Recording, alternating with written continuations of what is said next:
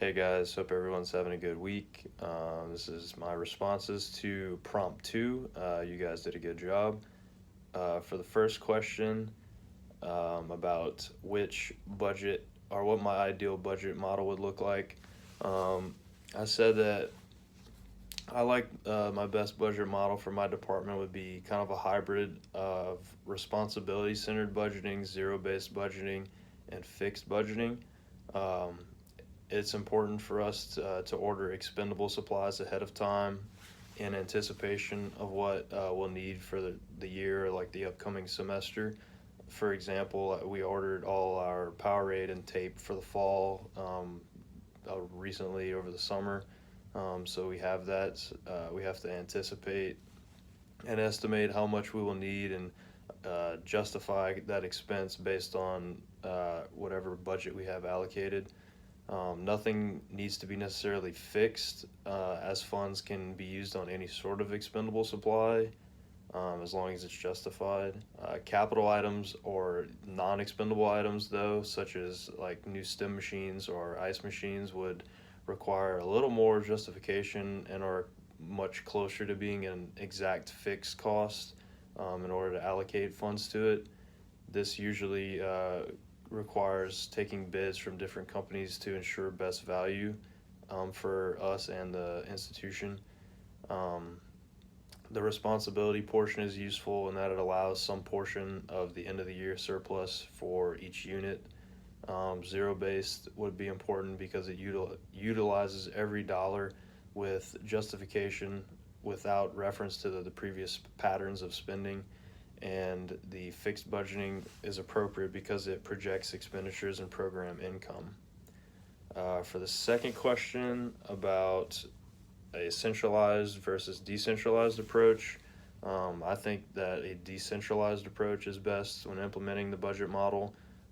I believe that the autonomy that approach provides at the unit level is important to both morale and overall value.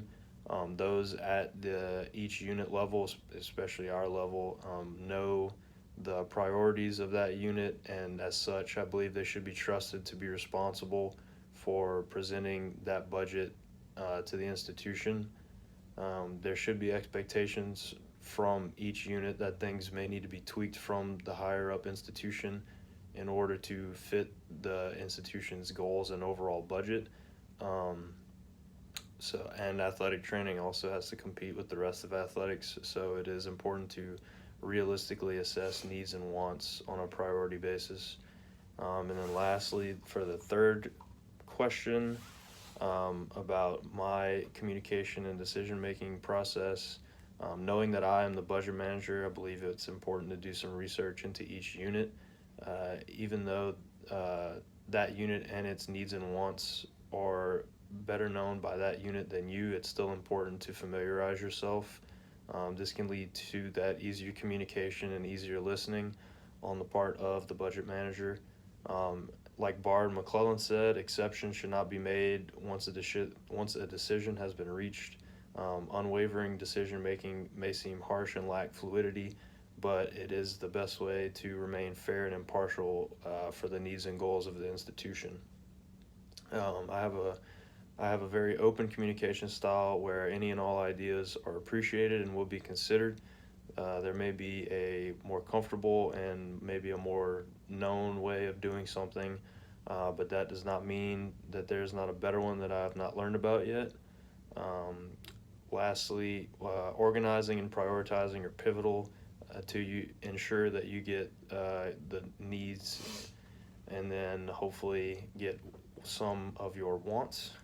And being aware of the risk reward or cost benefit ratio of each item is important in any decision making process. Again, I enjoyed the prompts this week, and thanks.